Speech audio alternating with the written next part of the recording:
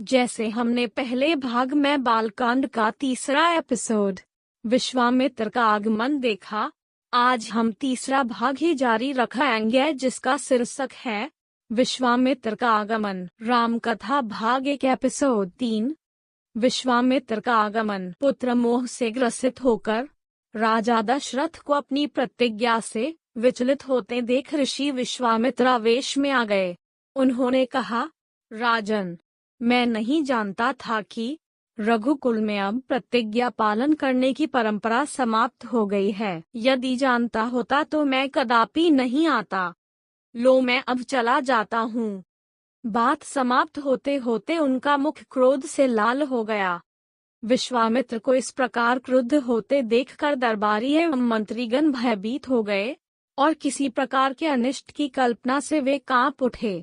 गुरु वशिष्ठ ने राजा को समझाया, हे राजन, पुत्र के मोह में ग्रसित होकर रघुकुल की मर्यादा, प्रतिज्ञा पालन और सत्यनिष्ठा को कलंकित मत कीजिए। मैं आपको परामर्श देता हूँ कि आप राम के बालक होने की बात को भूल कर एवं निशंक होकर राम को मुनिराज के साथ भेज दीजिए। महामुनि अत्यंत विद्वान, नीति निपुण और अस्त्र शस्त्र के ज्ञाता हैं। मुनिवर के साथ जाने से राम का किसी प्रकार से भी अहित नहीं हो सकता, उल्टे वे इनके साथ रहकर शस्त्र और शास्त्र विद्याओं में अत्यधिक निपुण हो जाएंगे और उनका कल्याण ही होगा। गुरु वशिष्ठ के वचनों से आश्वस्त होकर राजा दशरथ ने राम को बुला भेजा। राम के साथ साथ लक्ष्मण भी वहां चले आए। राजा दशरथ ने राम को ऋषि विश्वामित्र के साथ जाने की आज्ञा दी। पिता की आज्ञा शिरोधार्य करके राम के मुनिवर के साथ जाने के लिए तैयार हो जाने पर लक्ष्मण ने भी ऋषि विश्वामित्र से साथ चलने के लिए प्रार्थना की और अपने पिता से भी राम के साथ जाने के लिए अनुमति मांगी। अनुमति मिल जाने पर राम और लक्ष्मण सभी गुरुजनों से आशीर्वाद लेकर ऋषि विश्वामित्र के साथ चल पड़े। समस्त अयोध्या वासियों ने देखा कि मंद गति से जाते हुए मुनिश्रेष्ठ विश्वामित्र के पीछे पीछे कंधों पर धनुष और तरकस में बाण रखे दोनों भाई राम और लक्ष्मण ऐसे लग रहे थे मानो ब्रह्मा जी के पीछे दोनों अश्विनी कुमार चले जा रहे हों। अद्भुत कांति से युक्त दोनों भाई गोह की त्वचा से बने दस्ताने पहने हुए थे। हाथों में धनुष और कटी में तीक्ष्ण धार वाली कृपानें शोभायमान हो रही थीं।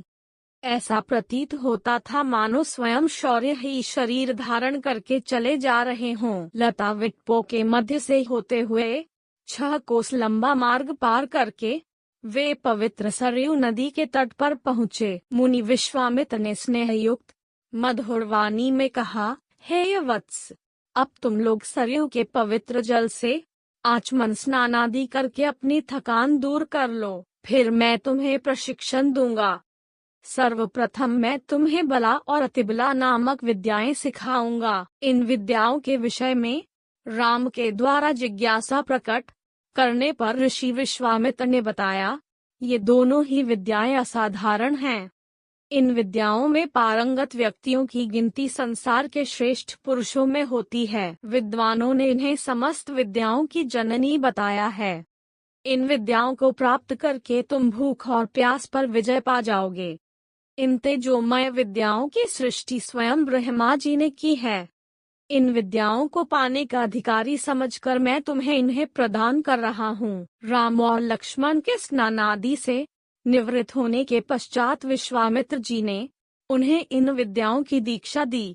इन विद्याओं के प्राप्त हो जाने पर उनके मुखमंडल पर अद्भुत कांति आ गई। तीनों ने सरयू तट पर ही विश्राम किया। गुरु की सेवा करने के पश्चात दोनों भाई तृणशय्याओं पर सो गए। कथा समाप्त। हम इस तरह के और भी भाग लाएंगे, तो वो देखने के लिए लाइक शेयर सब्सक्राइब करें। कमेंट बॉक्स में जय श्री राम लिखना न भूलें। तो बोलो जय श्री राम।